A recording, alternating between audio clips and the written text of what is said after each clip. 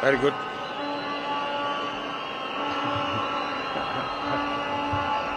While we remain fully committed to mitigating this risk, we believe there is scope to make compliance less burdensome on genuine business transactions. I have been assured by the central bank that work is ongoing on how to ease this burden without compromising the security of our financial system. Shortly, I will be announcing to the country what we have agreed with the central bank so that Kenyans can go ahead and facilitate their transactions without unnecessary impediments. Ladies and gentlemen, we shall implement the Hustler Fund, dedicated to the capitalization of micro, small, and medium enterprises through chamas, SACCOs, and cooperatives to make credit available on affordable terms that do not require unnecessary collateral. To implement all these interventions, we shall establish a Ministry of Cooperatives and SME Development mandated to ensure that every small business has secure property rights, access to finance,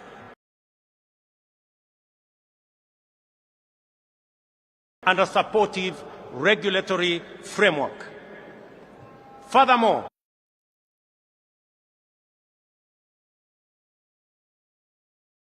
supply standardized products for our housing program.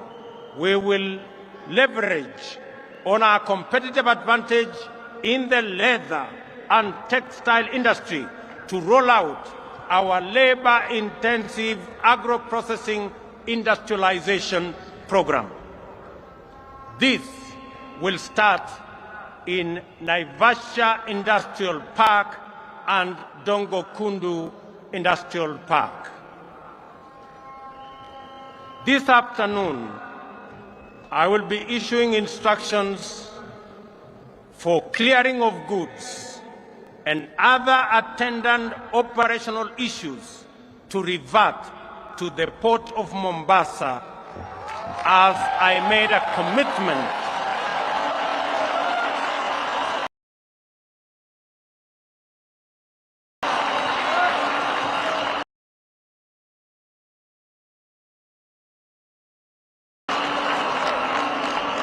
to Kenyans. This will restore thousands of jobs in the city in pending bills for goods and services supplied to government. Clearly, we are living beyond our means. This situation must be corrected. I am aware that many individuals, families, and their businesses have been driven to ruin and forced to shut down over government unpaid bills. We shall give priority to the expeditious resolution of our pending bills so that the government can meet its obligation and facilitate better economic performance. In the coming weeks, we shall advise government creditors on the mechanisms for the resolution of their outstanding payments. We are committed to ensuring that they are paid in the shortest time possible.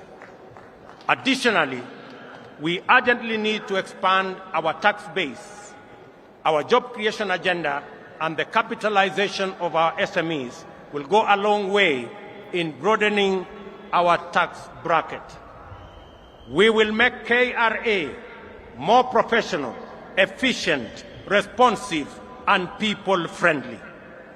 I urge taxpayers to respond by undertaking their patriotic duty and pay their taxes. In furtherance to this, oversight institutions such as the Auditor General and the Controller of Budget will be adequately funded to execute their mandates. On the matter of gender parity, I am committed to the two-thirds gender rule as enshrined in our Constitution. We will work with Parliament to fast-track various legislative proposals and establish a framework that will resolve this matter expeditiously, as I promised in our manifesto. The participation of women in our governance does not make us lesser, it makes us greater. And their role can no longer be nominal, it must be substantive. Ladies and gentlemen, our health agenda is premised on fundamental reform in the way health is financed and provided. We shall reform the National Insurance Fund to make it a social health insurance provider, improve procurement of medical supplies, deploy an integrated, state-of-the-art health information system, and most importantly, provide adequate human resources at all levels. Contributions to the National Hospital Insurance Fund will now be graduated and will depend on people's income. There is a robust conversation, ladies and gentlemen, in the country on education, and in particular, the implementation of CBC curriculum. Public participation is critical in this matter. I will establish an education reform task force in the presidency, which will be launched in the coming weeks. It will collect views from all players in line with the constitutional demand of public participation, and we are particularly alive to the anxieties of parents on the twin transition of the last 844 class and the first CBC class in January next year.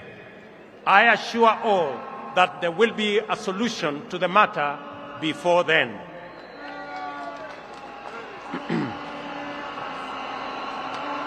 We have elevated our diaspora to the 48th county. The complaint has always been that the diaspora does not receive adequate attention and attention they deserve. The focus has been on remittances, while the fundamental rights as citizens have been neglected. To correct this oversight, I pledge to elevate diaspora to a ministry level, strengthen diaspora services in all embassies, work with Parliament to set up a committee that will exclusively deal with diaspora issues, and set up a mechanism for public participation by Kenyans living in diaspora. Equally, I will work closely with the IEBC to expand and enhance diaspora participation in all our elections.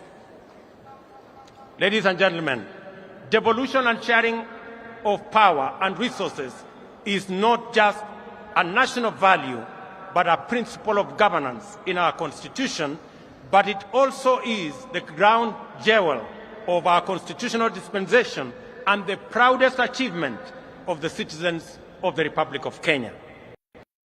Part of our country has experienced the positive impact of this invaluable institution, and Kenyans yearn for better performance of all our devolved units. One of the best ways of accelerating national development is through collaboration with county governments. As Deputy President, I witnessed firsthand the tremendous potential of intergovernmental synergy and look forward to scaling up our capacity to harness these bountiful possibilities. Because of this realization, I have no hesitation in accelerating the transfer of outstanding functions to counties together with the attendant resources.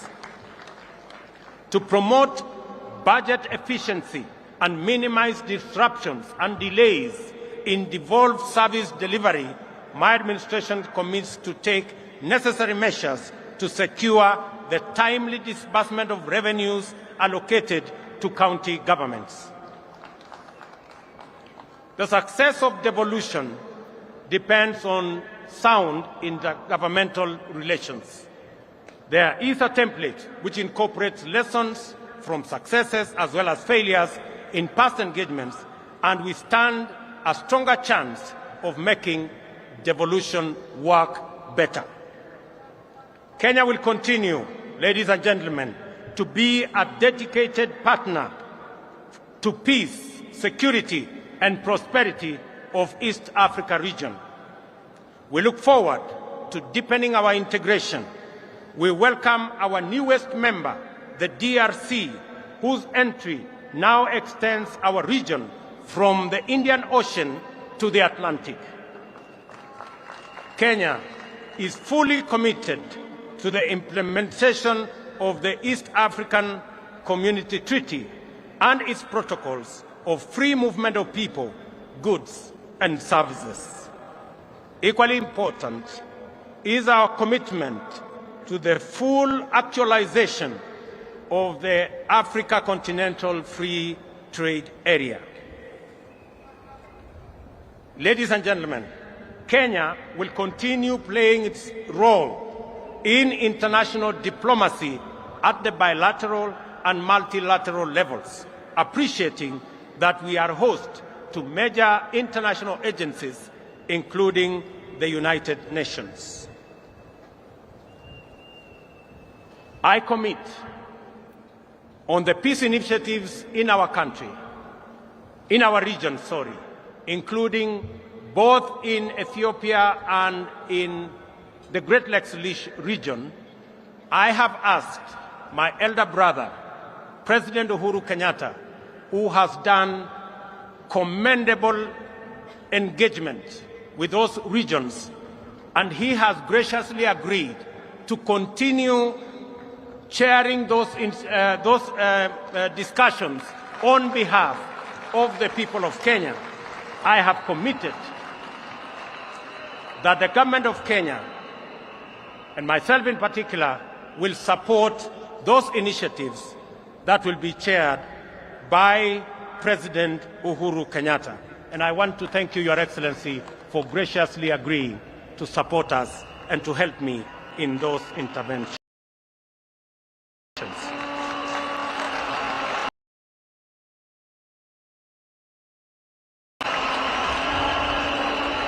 Among the central concerns of my government, global heating levels below the 1.5 Celsius, help those in need and end addiction to fossil fuels. Africa has the opportunity to lead the world. We have immense potential for renewable energy. Reducing costs of renewable energy technologies make this the most viable energy source. Kenya is on transition to clean energy that will support jobs, local economies, and sustainable industrialization. In Kenya, we will lead this endeavor by reaffirming our commitment to transition to 100% clean energy by 2030. We call on all our brothers and sisters in our continent to join us in this journey. As members of the international community, we shall support a successful climate summit in Africa in November by championing delivery of finance and technology needed for Africa to adapt to climate impacts, support those in need, and manage the transition. My administration is ready to work with global partners to fight pandemics and other health emergencies. We are also committed to promoting Kenya's vigilance and efficacy in responding to emerging public health challenges. We stand ready to play our role in the collective effort to keep the public safe. I call upon countries that have developed vaccines to make them available to us. Ladies and gentlemen, my government commits to create a business-friendly environment, eradicate barriers that hamper business development and growth, and make Kenya one of the most compelling and attractive business destinations. We are an open, democratic society founded on freedom and justice. We take pride in receiving visitors and offering them our legendary hospitality. Kenya is a land of immense natural beauty and unforgettable delights. Ladies and gentlemen, I stand here on my day one as president. I make a commitment that in the days ahead, I will make pronouncements that are going to better define the trajectory of my administration. I promise to make every Kenyan proud and to ensure the economic well-being of all of us. Without exception, ladies and gentlemen, I want to thank you for being patient with us, and I want to commit that I will work hard for all the people of Kenya, irrespective of who or how they voted. I also promise to work with all the leaders, young and old, present, retired, and coming, so that we can build one nation and harness every talent, every effort, all energies in driving our republic forward. I make my commitment to all those who have served in government that their place in our nation will be secured.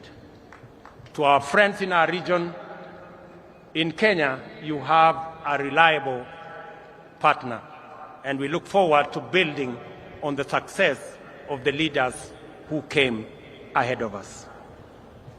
God bless you. God bless Kenya. May the very good Lord bless all of us. Asanteni sana na Mungu awabariki.